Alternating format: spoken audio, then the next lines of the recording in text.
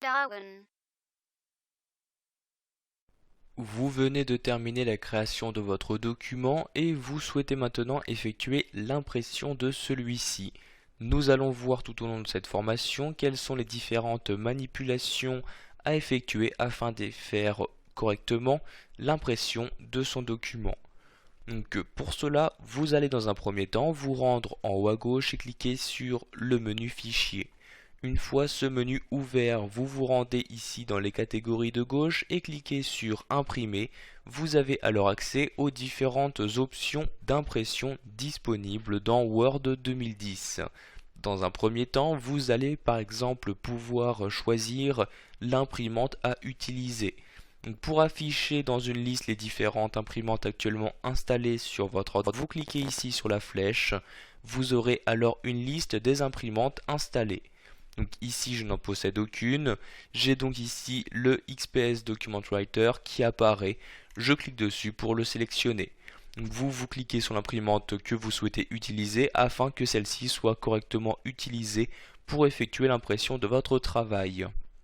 Vous allez ensuite pouvoir choisir quelle page de votre document Word vous souhaitez imprimer. En effet, il faut savoir que par défaut, Word va vous effectuer l'impression de l'intégralité de votre document. Si par exemple, vous souhaitez imprimer une page en particulier, vous allez cliquer ici sur la flèche. Vous allez par exemple pouvoir, par l'intermédiaire de ce menu, choisir d'imprimer juste la page active ou effectuer donc ici l'insertion d'une plage personnalisée pour choisir précisément quelle page imprimer. Donc ici je clique sur imprimer toutes les pages, je vais également pouvoir choisir le numéro des pages à imprimer en les insérant dans le champ correspondant. Vous choisissez ensuite le type d'impression à effectuer, donc en cliquant ici sur la flèche. Vous avez la possibilité d'utiliser une impression classique, donc une impression sur le recto de vos feuilles, mais afin d'économiser du papier, vous pouvez voir ici utiliser le type d'impression recto verso. Pour cela, il s'agira donc à vous de modifier ici l'emplacement du papier, donc tourner le papier pour que l'impression verso se fasse correctement. Donc vous cliquez bien ici sur imprimer manuellement en recto verso pour utiliser ce type d'impression. Ici je vais rester en impression recto. Vous choisissez ensuite le style d'impression en cliquant sur la flèche, donc soit en assemblé soit non assemblé. Donc ceci est utilisé si vous avez effectué l'impression de plusieurs copies. Donc vous choisissez si vous souhaitez donc assembler ici tous vos documents ou effectuer l'impression de toutes les pages numéro 1, toutes les pages numéro 2, etc. Ici je prends assembler comme ceci. Vous allez ensuite pouvoir modifier les différentes options de mise en page, à commencer par l'orientation portrait. Donc, tout d'abord, vous devez savoir que dès que vous allez effectuer ici une modification de cette mise en page, automatiquement vous en aurez un aperçu dans cette partie-là. Vous voyez ici, j'ai bien ma feuille qui apparaît. Je peux naviguer entre mes feuilles à l'aide des flèches, gauche ou droite. Donc, je souhaite ici changer l'orientation de mon document. Je clique ici sur la flèche, je sélectionne orientation paysage. L'aperçu m'affiche bien correctement cette orientation. Tourner dans l'orientation portrait, je reclique sur la flèche, je sélectionne orientation portrait. Vous allez également pouvoir choisir de modifier la taille générale de votre document en choisissant ici le format de feuille à utiliser. Je clique sur la flèche.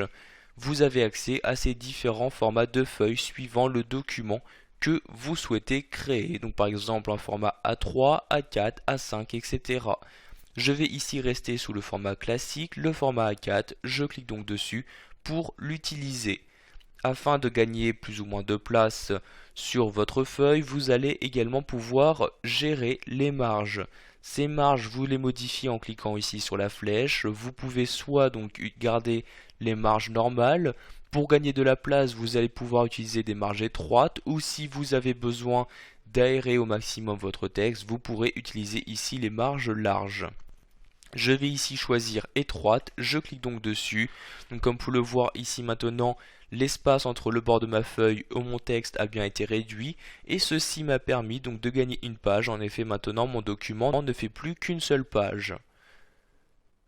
Avant d'effectuer cette impression, je vais pour finir choisir le nombre de copies à effectuer. Donc à l'aide ici de ce menu, je clique sur la flèche pour augmenter le nombre de copies. Donc ce nombre de copies va vous permettre de choisir combien de fois vous souhaitez imprimer la même feuille. Ici je laisse 1. Une fois tous ces paramètres correctement modifiés, vous pouvez donc maintenant effectuer l'impression de votre travail. Vous n'avez pour cela qu'à cliquer sur le bouton imprimer. Voilà, vous savez maintenant comment effectuer une impression correcte de votre travail sous Word 2010.